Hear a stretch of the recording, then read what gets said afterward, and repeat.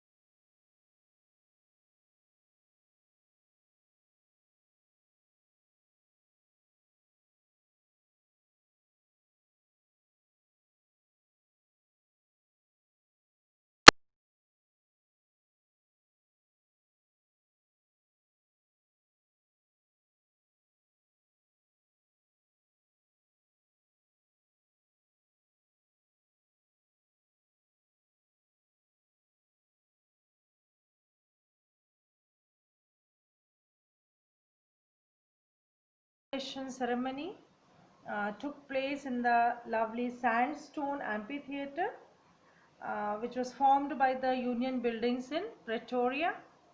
Everything is given here. For decades, this uh, particular place had been the seat of white supremacy. So here itself we'll find the answer. Then even the importance of 10th May, like why 10th May is important, or what happened, what took place on 10th of May, what important incident took place on 10th of May.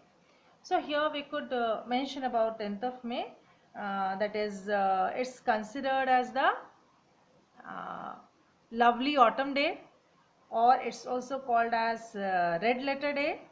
Okay, because here the installation of South Africa's first democratic non-racial form of government took place. That is why it's called as lovely autumn day, or even red letter day also. The great achievement the country got. Then here further we'll see even more number of questions you can frame, and the more you go in detail, content line by line, you can just find the answers there. Now next question, how does Mandela describe the spectacular sight of inauguration, when the inauguration was being done? So how he describes that particular site?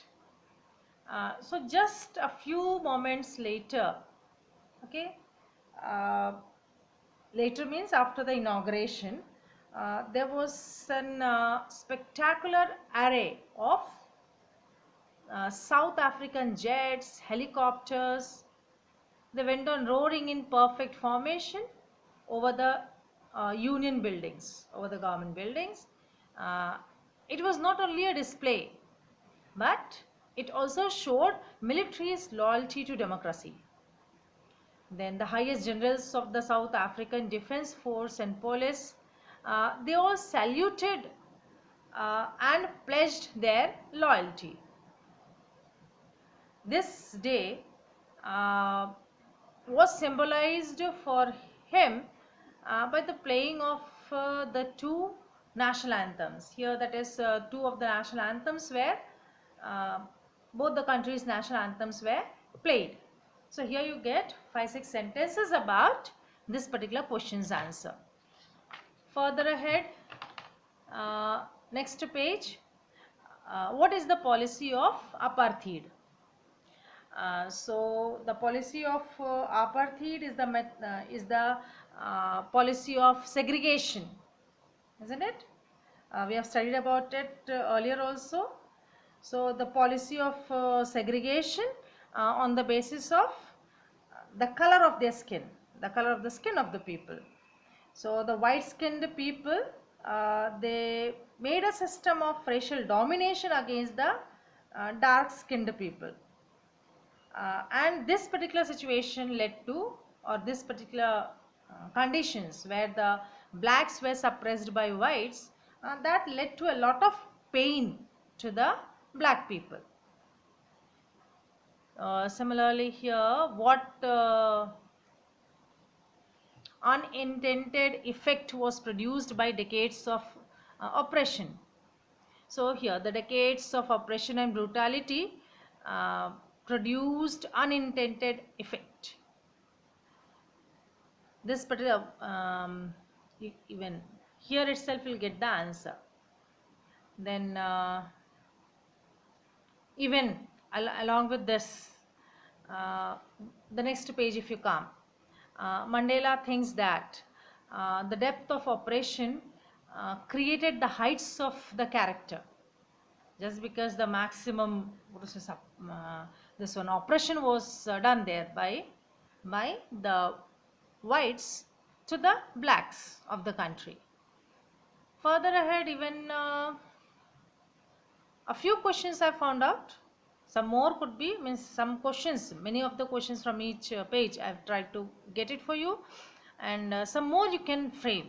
But the thing is that you can only do it when you go through the uh, lesson properly, the content of the lesson. Then only it will become easier. Then here, what was the twin obligation?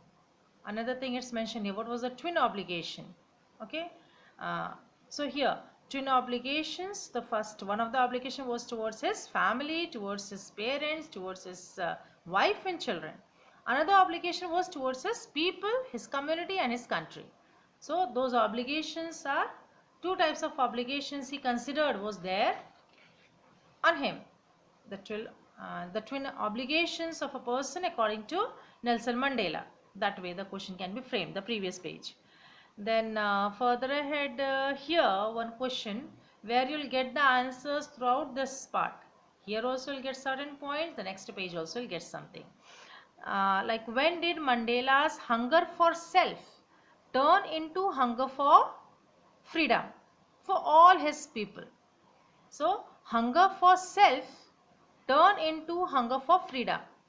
So this is what from here it's, but the thing is that only a few sentences are there. It is all written in the form of a speech. We have to frame or frame sentences in the form of the answers for the particular lesson. Like here, I was not born with a hunger to be free. Okay. So when did Mandela's hunger for self turn into hunger for freedom for all his people? So the thing, like here he was not born with that hunger to be free. Then it was only later on when he realized that his freedom is already been taken from him, and okay, he realized when his freedom had been taken away from him, when he realized that his brethren, his fellow members, they were projected towards that harsh reality, the harsh conditions. Okay. Then even one thing here also you could get, like the next page. So that hunger, that greater hunger for freedom of his people, he started thinking it was his desire for the freedom of his people to live their lives with dignity and self-respect. So this is how we could frame certain questions from the lesson. So already the exercise questions and all you have done. So now these inside questions also you write down in your copy, learn them, along with some more questions you frame without, means from the time when you start framing questions from the lesson, the theme of the lesson, what the lesson wants to convey, what the lesson wants to suggest, everything will be more clear for you. Okay, just to try that. Thank you, children.